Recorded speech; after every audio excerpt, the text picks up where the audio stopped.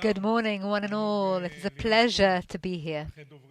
After such eloquent and distinguished speakers, it is certainly a great honor. So good morning, everyone.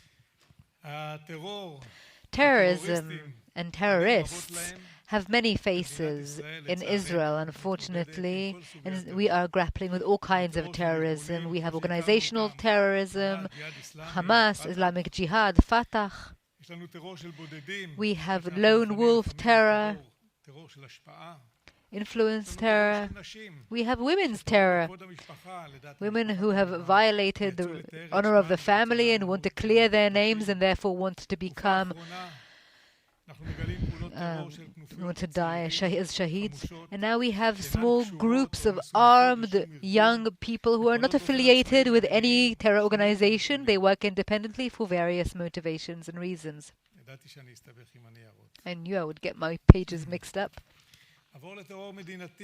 There's state terrorism led by Iran, the fingerprints of which is being seen in many places around the world, almost in every country: Washington, London, Buenos Aires, Bali, Bulgaria, Hungary, Australia.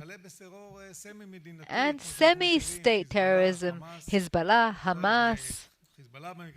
Hezbollah in this case has taken an entire country that really was the Riviera of the Middle East, destroyed it and harnessed it for its own affairs. And in this introduction, I would like to say that our way of coping with terrorism requires us to be versatile, creative. We must be dynamic and change as things change. And this is the time to complement our security forces, the Mossad and the ISA, the Shabak, who have been the heads of which were speaking here before, because their collaboration and their hard work means many lives are being saved in the West Bank, in Israel itself, and around the world, as you've heard. We have seen examples of it, things that really are beyond our expectations. The head of Mossad talked about Istanbul, Iranian terrorism and terror attacks that were going to be taking part in Turkey, while taking many risks and arresting hundreds of people who are attempting to hurt us. And also what we saw in Jaffa, 2 police officers prevented a very big attack.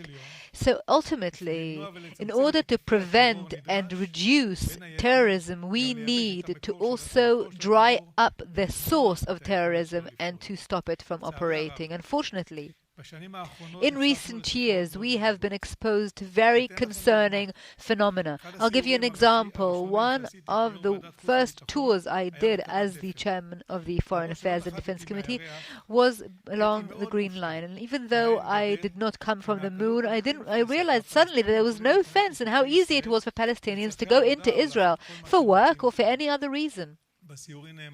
During those tours and these visits, I was told by more than one person that the Israeli policy is an intentional one. On the one hand, the former government did not want to be seen as one who wants to be good to Palestinians, and so they wanted to weaken the Palestinian Authority. But on the other hand, the Israeli economy needs working people, and since we did not want to be seen as those who give many working permits to Palestinians, they simply allowed them to go into Israel without being checked in any way by the fences being cut and broken. And in terms of the ISA, these permits could have been given, and so we did recently, but not the former government. During this last wave of terrorism, which we call water breaker, some of these terrorists came through these broken fences, and according to the new Israeli government's policy, we differentiated between those who are terrorists and those who incite and promote terrorism, and those who don't want to be terrorists, who are only coming into work. And I told the former Prime Minister Naftali Bennett, and I'm telling you now today as well, a government that knows during a wave of terrorism to distinguish between and to carry out a policy that is not for closures, that is not for of collective punishment, but only to pursue terrorists alone. But on the other hand, allow as much as possible normal life for those who are not involved in terrorism, despite public pressure, despite oppositional pressure, is a government that I take my hat off to. Because ultimately, collective punishment and closing off 3 million Palestinians because of terrorists, no matter how many there are, means the number of terrorists will only grow instead of falling. And a large part of these new groups of young people in Nablus and Jenin, which we are seeing now, is because the former government weakened them for 10 years and weakened the Palestinian Authority. And because they were being weakened, we are now paying the price. Israeli soldiers are finding themselves on the front lines in the worst situations in Judea and Samaria.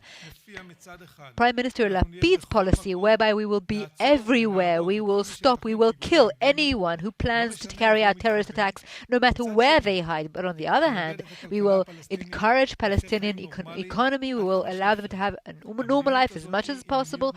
This policy is the right and bold and brave policy because it takes calculated risks.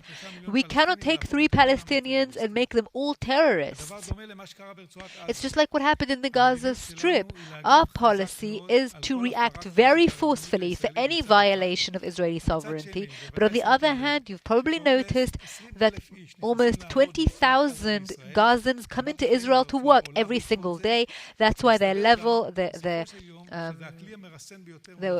lifestyle is getting better. It's actually a restraining force. You can see in Operation Breaking Dawn that because of this policy, if there is a unit of terror that wants to harm Israelis, whether it's from Gaza or from the West Bank, we will target them, even if it's going to set everything ablaze, because we have no tolerance for any attempt to hurt Israelis wherever they are. As for Iran, Iran is the greatest generator of terrorism around the world through organizations like Islamic Jihad and Hezbollah, and also terror attacks around the world through some kind of proxy or another. They love having proxies, but always by guidance and direction from Iran and funding. Israel's attitude toward the nuclear agreement is not only to stop them from having a nuclear weapon. It means we also need to be, and we're also very concerned about the huge amounts of money that will be infused into Iran. It will allow them to strengthen Hezbollah, Islamic Jihad, and other terror organizations around us. I would like to congratulate the government and the Prime Minister for heading a policy of having discreet dialogue that is concrete and determined, because to date, this policy, instead of interviews on television, manages to convey the message of the Israeli government more clearly. It shows that we are in the picture throughout. And I would like to add 2 more things to our dialogue with the United States and Europe. If an agreement will be signed, the big money outside should be given in small portions, and to see, and while seeing where the money is going, instead of giving them large amounts of money that will cause destabilization of the Middle East and huge Iranian investment in further Iran in armed militia and terror organizations. And if the agreement will not be signed, then there has to be a plan B. It's not enough to say what we don't want. We should also be saying what we do want. If an agreement should be signed, it should be a good agreement. And I told you how we can improve it. But if there is no agreement, we should say what we should have. And right now, since Trump has withdrawn from the agreement, unfortunately, due to the encouragement and prompting of the former government, which I think is a terrible error. I don't want to say it was nonsense, but I'm saying it was a mistake. It was nonsense. It was an error. Because you don't stop doing something if you don't have a plan B, if you don't have an alternative action plan.